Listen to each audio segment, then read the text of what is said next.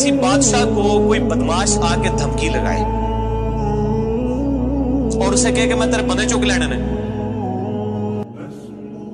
تیرے بندے اٹھا لوں گا، تیرے بندے اغوا کر لوں گا سارے، تو دنیا کا بادشاہ کیا کہتا ہے؟ میں تکنا ایسی دی تیسی تیری جرت، یہی کہتا نا، کیونکہ وہ یہ خیال کرتا ہے کہ میری بادشاہی اسٹیک پہ لگ رہی ہے کہ میرے بندے اٹھائے گا، وہ یہ سمجھتا ہے۔ لیکن اللہ کے کیس میں ایسا نہیں ہوا جو کائنات کا بادشاہ، جب شیطان نے یہ دھمکی لگائی نا انسان کے حوالے سے کہ یا اللہ میں تیرے سارے بندے اغوا کر لوں گا، چند ایک لوگ ہی تیرے ساتھ ہوں گے، اور اللہ تعالیٰ سورہ سبا میں کہہ رہا ہے کہ اس نے اپنی بات پوری بھی کر دکھائی ہے، تو اس کے مقابلے پہ اللہ نے یہ نہیں کہا کہ میں تکنا ہوا کس طرح تو کرنا ہے ایسی دی تیسی تیری، نہیں، کیونکہ اللہ تو بے پرواہ ہے، اس نے اپنے نبی بھیجے ہیں، کتابیں بھیجی ہیں، اور کیا کرے وہ؟ اس سے بڑا کیا کام کرے؟ کتابیں بھیج دی، پیغمبر بھیج دیے، حق کا حق ہونا، باطل کا باطل ہونا بتا دیا۔ لا اکراہ فی الدین، دین قبول کرنے کے معاملے میں کسی پہ جبر نہیں۔ قد تبین الرشد من الغی، بے شک ہدایت گمراہی سے الگ ہو چکی ہے۔ انا ہدیناہ السبیل، ہم نے راستہ دکھا دیا ہے، اما شاکر و اما کفورا، چاہے تو شکر گزاری کی روش اختیار کرو، خواہ نہ شکری کی، لیکن آخرت میں نہیں چھوڑوں گا جس نے نہ شکری کی، یہ ذہن میں رکھنا۔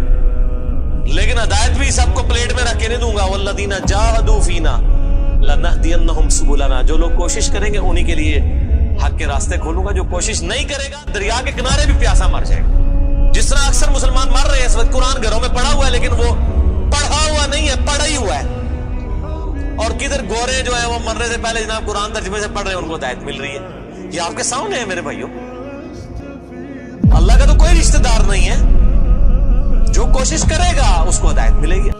اسی سمجھنا ساڑھی کو رشتہ داری ہے اللہ نال، یہودیوں کا بھی یہی عقیدہ تھا نا، اسی لیے سورہ بقرہ کے جو 9 رکوع ہیں وہ پورا یہودیوں کے اوپر مقدمہ ہے، اور 7 یونیورسل ٹروتھ آئے ہیں کہ تم سے بھی پہلے ایک لاڈلی امت تھی، 3 کتابیں اس میں آئی، سینکڑوں پیغمبر آئے، اس کے باوجود جب انہوں نے روگردانی کی اٹھا کے اللہ نے پرے مارا، ضربت علیہم الذلہ والمسکنہ، آج تک ذلت اور مسکنت ان کے اوپر مسلط، تم کیا شے ہو؟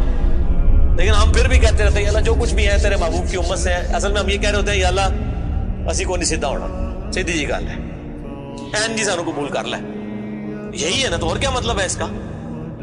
میں کہتا ہوں اگر دنیا میں مورل لاز ایکٹیو ہوتے فوراً اسی وقت سر کے اوپر جوتی پڑتی کہ محبوب صلی اللہ علیہ وسلم کا نام لیتے ہو اور کرتوت نہیں اپنے دیکھتے۔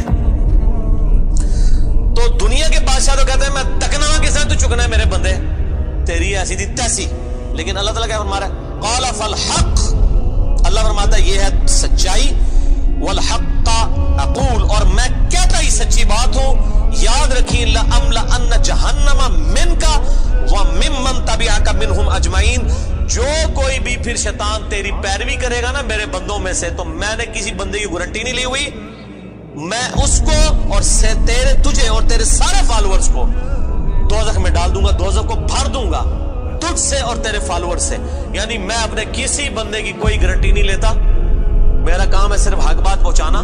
پیغمبروں کو بھی یہ کہا گیا وما علینا الا البلاغ المبین، اب جان بوجھ کے جو گمراہ ہوگا تو اللہ فرماتا ہے تجھے بھی اور تیرے فالوورز کو اٹھا کے دوزخ میں پھینک دوں۔ اور قرآن حکیم کی سخت ترین آیت میں اکثر کوٹ کرتا ہوں، سورۃ الاعراف آیت نمبر 179، وَلَقَدْ ذَرَأْنَا لِجَهَنَّمَ كَثِيرًا مِنَ الْجِنِّ وَالْإِنسِ، اور بے شک ہم نے کثرت کے ساتھ جن اور انسان پیدا ہی دوزخ کے لیے کیے۔ کتنے خطرناک الفاظ، لیکن اس کے آگے الفاظ ہیں، اللہ کوئی فنیٹک نہیں ہے، نعوذ باللہ۔ اللہ فرماتا ہے ہم نے ان کو دل دیے تھے، عقل دی تھی سوچتے نہیں، کان دیے تھے سنتے نہیں، آنکھیں دی تھی دیکھتے نہیں، یعنی ان انسٹرومنٹس کو یوز کر کے حق بات حاصل کرنے کی کوشش نہیں کرتے۔ اولئک کالانعام بل ہم اضل، یہ چوپایوں کی مانند ہیں بلکہ ان سے بھی گئے گزرے ہیں، جو لائی لگ بنے ہوئے ہیں، کان آنکھ عقل کو یوز کر کے حق بات اور باطل میں تمیز نہیں کرتے ہیں، تو یہ دوزخ کے لیے پیدا ہوئے ہیں، اور ہمیں نظر بھی آ رہا ہے اکثریت واقعی دوزخ کے لیے پیدا ہوئی ہے۔ اللہم اجرنا من النار، اللہم اجرنا من النار، اللہم اجرنا من النار۔ قل ما اسألکم علیہ من اجر، اے نبی علیہ السلام فرما دیجئے میں جو اتنی باتیں کھول کھول کے بیان کر رہا ہوں اس کے عوض تم سے کوئی معاوضہ طلب نہیں کرتا۔ آج کے دور میں جب ہم نبی علیہ السلام کی دعوت پیش کریں گے تو ہم کہیں گے کہ دیکھو تمہیں کھول کھول کے صحیح باتیں بتا رہے ہیں, کوئی چندہ بک نہیں بنائی ہوئی ہے بھائی, کوئی قربانی کی کھالیں نہیں جمع کر رہے, کھول کے مفت تمہیں یہ ساری سچائی بتا رہے ہیں. وما انا من المتکلفین, اور اے نبی علیہ السلام آپ فرما دیجئے میں تکلف بھی کرنے والا نہیں ہوں. ہائے ہائے ہائے ہائے, دنیا کا پورا ڈھکوسلا جو ہے نا مذہبی اپروچ میں وہ چال ہی تکلف کے اوپر رہا ہے. کیا تکلف ہے کہ علماء جو ہیں وہ اپنی آڈینس کو کھول کے بات بتانے نہیں چاہتے, وہ تکلف کر جاتے ہیں. انہیں جی دیکھو نا ڈائریکٹ نہیں گل کرنی چاہیے, اور نبی علیہ السلام کو کہا جا رہا ہے کہ آپ فرمائے کہ میں ہی ڈائریکٹ گل کرنے والا جائے پاویں کسی کو بری لگے. وما انا من المتکلفین, میں کوئی تکلف نہیں کرنے والا, کنو کڈ لو گل, اے کچھ ہونا جے تواڈے نال. یہ اتنے سخت الفاظ ہیں کہ میں کوئی تکلف نہیں کر رہا. کیا مطلب کہ اللہ نے کسی کی کوئی گارنٹی نہیں لئی. اللہ تعالیٰ فرما رہا ہے کہ شیطان میرے جن بندوں کو اغوا کرے گا میں نے کوئی گارنٹی نہیں لی ہوئی, میں انہوں نے بھی چھوڑ دیا گا دوزخی. ایسی تھی تیسی تہاڈی, کسی بھلے کیس نہ رہنا, کوئی تکلف نہیں ہے. نبی علیہ السلام کھل ڈول کے ان کو بات کرتے ہیں. اب جو قرآن پڑھے گا تو اس کو یہ میٹھی میٹھی تقریریں جو لوگوں کی جعلی ہیں, اوروں کی کہانیاں, بزرگوں کی کہانیاں, جانوروں کی کہانیاں, ٹھیک ہے جی, تو ایک کہانیاں انہوں نے پھر انہوں پتہ لگے قرآن پڑھو اللہ دے بندے کو پتہ لگے.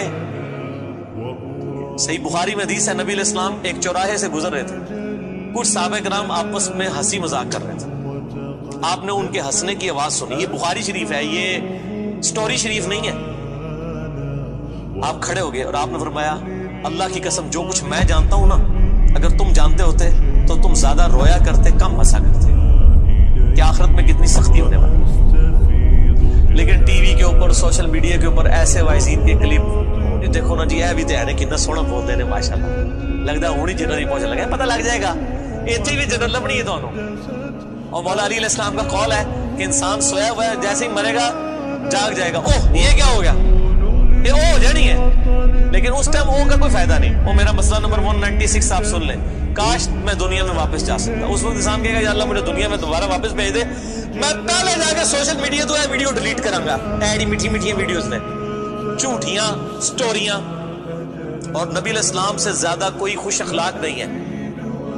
اگر یہ اخلاقیات اس چیز کا نام ہو کہ آپ نے لوگوں کو جھوٹی سٹوریاں سنانی ہیں, ان کو لپیٹ لپاٹ کے جو ہے وہ پردے میں رکھ کے باتیں کرنی ہے, کھول کے بات نہیں بتانی. نبی علیہ السلام کو کہا جا رہا ہے آپ فرما دیجئے میں کوئی چندہ نہیں تم سے وصول کرتا, اور نہ میں کوئی تکلف کرنے والا ہوں. میں نے بالکل کھل ڈل کے بات کر دی ہے. اللہ نے کسی کی کوئی گارنٹی نہیں اٹھائی ہوئی. جو پیروی کرے گا اس کے احکامات کی اس کو جنت ملے گی, اور جو شیطان کے ہتھے چڑھے گا اللہ نے کوئی نہیں کہنا کہ میرے بندے نہیں چھاڑ دے, نہیں, جائے دوزخ میں جانا ہے. ان ہوا الا ذکر للعالمین, یہ قرآن تو نہیں ہے مگر نصیحت تمام جہان والوں کے لیے. اس قرآن کے ذریعے میں ڈر سنا رہا ہوں. فذکر بالقرآن من یخاف وعید, نبی علیہ السلام قرآن کے ذریعے تبلیغ کر دیجئے, ڈر سنا دیجئے جو بھی اللہ کی دھمکی سے ڈرتا ہے. وَلَا تَعْلَمُنَّ نَبَأَهُ بَعْدَ حِينٍ, ان قریب مرنے کے بعد کچھ عرصے کے بعد تمہیں خود ہی پتہ چل جائے گا جو کچھ میں کہہ رہا تھا یہ کچھ ہو جائے گا. وہی جو میں نے کہا نا کہ مر کے انسان کو پتہ چل جائے گا سب کچھ. وہ کہتے ہیں جی وہ کوئی نہیں جی, آگے جا کے پتہ لگ جائے گا کون ٹھیک ہے کون غلط ہے. میں کہتا آگے جا کے پتہ نہیں لگا, لگ پتہ جائے گا. پتہ لگ رہا ہے تو پھر چلو ٹھیک ہے, لگ پتہ جائے گا. اور یہاں پہ بھی یہی کہا جا رہا ہے کہ آگے جا کے لگ پتہ جائے گا. یہ پنجابی میں یہی ترجمہ ہو رہا ہے اس کا, آگے جا کے لگ پتہ جائے گا کہ میں یہ کھول ڈول کی بات کر رہا ہوں, یہ بات اسی طریقے سے ہے. وَلَا تَعْلَمُنَّ, اور ان قریب ضرور تم جان لوگے, نَبَأَهُ بَعْدَ حِينٍ, یہ جو خبریں میں تمہیں بیان کر رہا ہوں ان قریب کہ یہ پوری ہو جائیں گی. لیکن اس کے وقت کچھ بھی نہیں ہونا. انسان نے چیخنا ہے اللہ مجھے دنیا میں دوبارہ بھیج دے, میں نیک اعمال کروں گا, یہ کروں گا وہ کروں گا. مسئلہ 196 میرا ضرور دیکھیں.